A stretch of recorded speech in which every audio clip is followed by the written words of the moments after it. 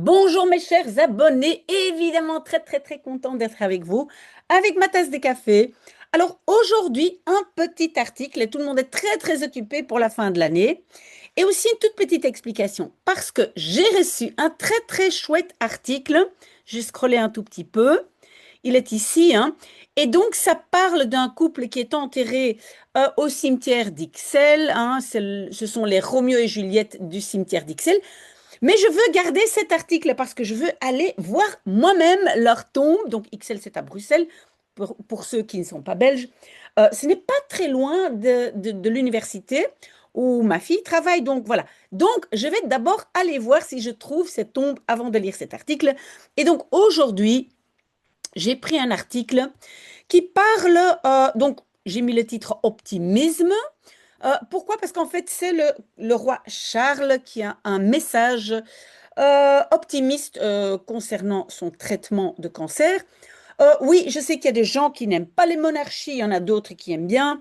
En fait, moi, je veux dire la simple chose, pourquoi je veux quand même ici donner la parole à un roi, même s'il parle de sa maladie, c'est que je pense que ben, dans ces temps, les temps actuels, voilà, où il n'y a pas beaucoup de stabilité, je dois dire que au moins pour nous, les Belges, on apprécie quand même beaucoup nos souverains, hein, nos rois, notre roi et la reine.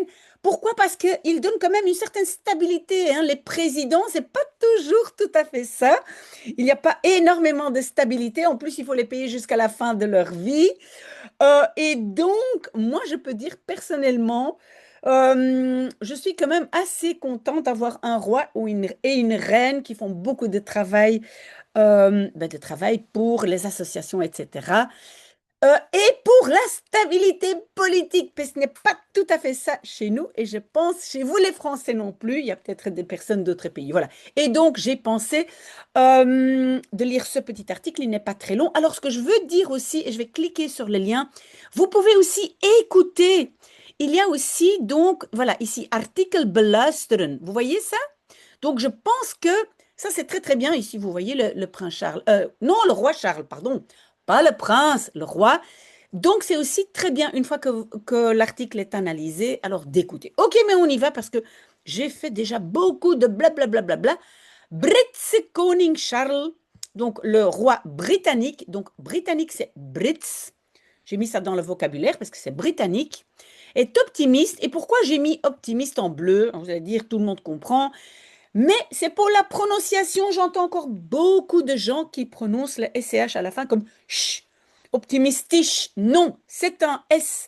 On pourrait enlever ce fameux CH. On ne l'a toujours pas fait dans la langue néerlandaise. Ça va venir, je pense, mais on prononce à la fin comme un S. Belgis, optimistis, nationalistis. Attention. Donc, c'est pour la prononciation. Donc, dans un message vidéo, et qu'est-ce qu'il dit?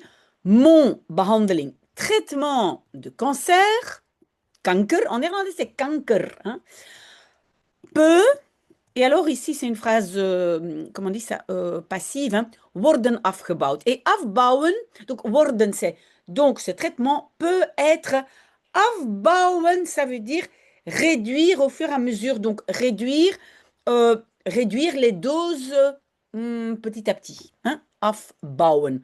Opbouwen, afbouwen. Et donc, c'est dans le vocabulaire. Grâce à, oui, donc un dépistage, on peut dire aussi diagnose, mais moi je vais dire dépistage précoce. Je pense qu'on connaît le mot vroeg, mais peut-être pas toujours comme adjectif. Donc, vroeg, diagnose, vroeg, ici c'est précoce. Une opération efficace. Et en écoutant les médecins, attention en néerlandais, luisteren naar. Il y a toujours un naar.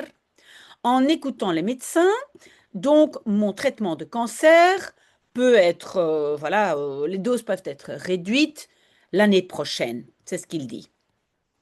Cela, donc le roi Charles III a dit dans un message vidéo sur la chaîne Zender, hein. Un Zender, c'est une chaîne britannique, Channel 4, c'est le nom de la chaîne.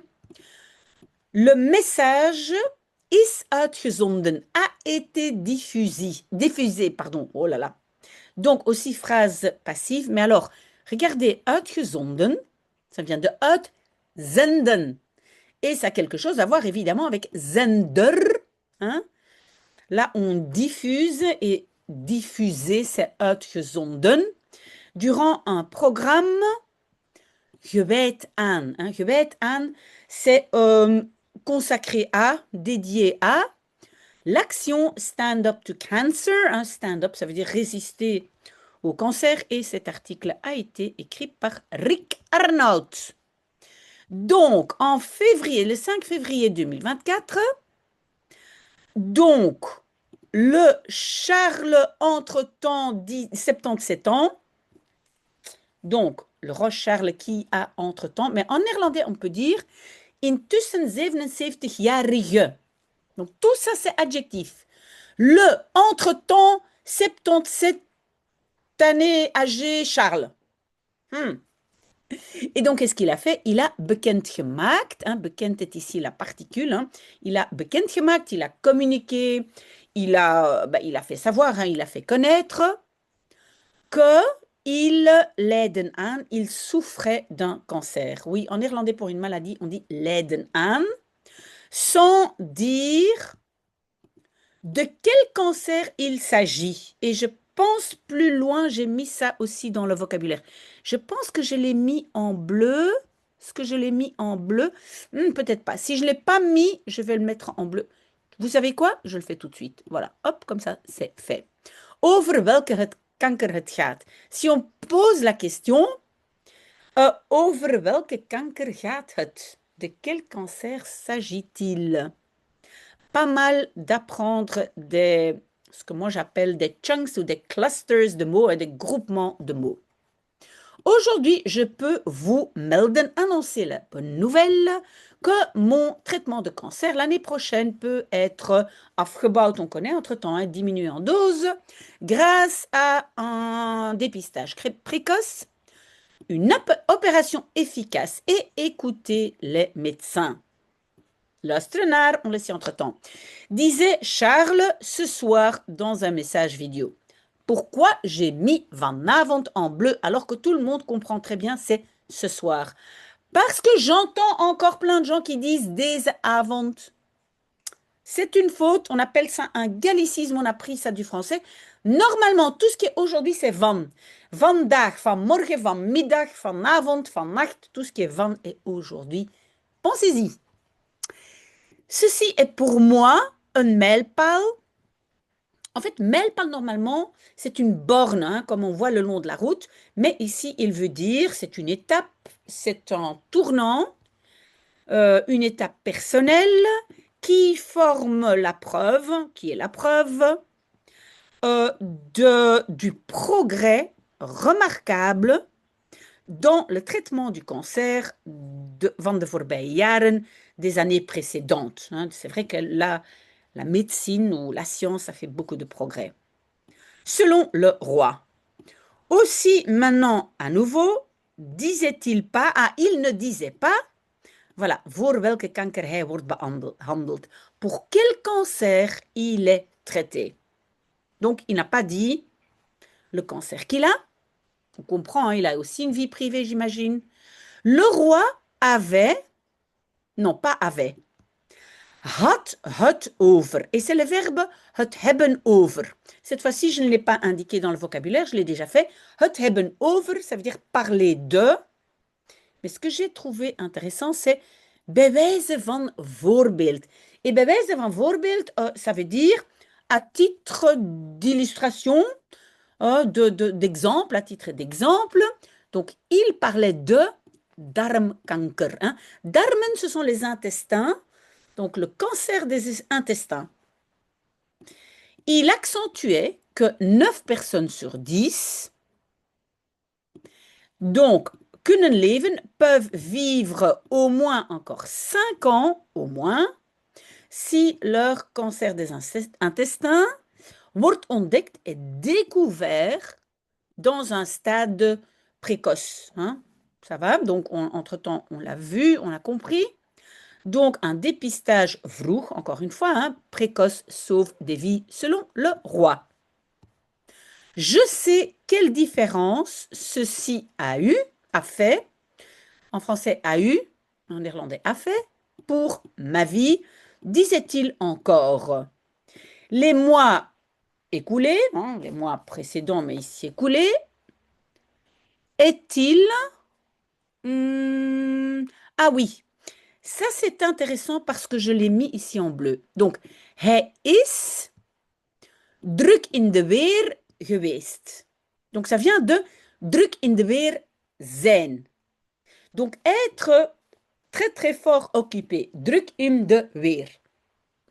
Donc, il a été très très fort occupé malgré les traitements réguliers avec des plechtigheden. Plechtigheden, ce sont des cérémonies, des choses officielles, hein. Entre autres avec la visite d'État du président américain Donald Trump, toutes sortes de visites au Royaume-Uni même, mais aussi au Canada et au Vatican en octobre. Oui, c'est vrai, il a été au Vatican, où, et donc il, et puis après, avec le où, on a évidemment un rejet, où il a tenu, ensemble avec le pape Léon XIV, une prière historique. Oui, en néerlandais, on dit un gebed houden. On dit tenir une prière. Ok, mais je pense que c'est déjà fini. Ça a été très rapide. Si vous trouvez que ce n'est pas suffisant, alors je peux encore faire un autre petit article si vous voulez. Mais voilà, je pense que tout le monde est occupé. Encore tous ceux qui fêtent la fête de Noël. Moi aussi, hein, on prépare beaucoup de choses, il y a beaucoup de fêtes.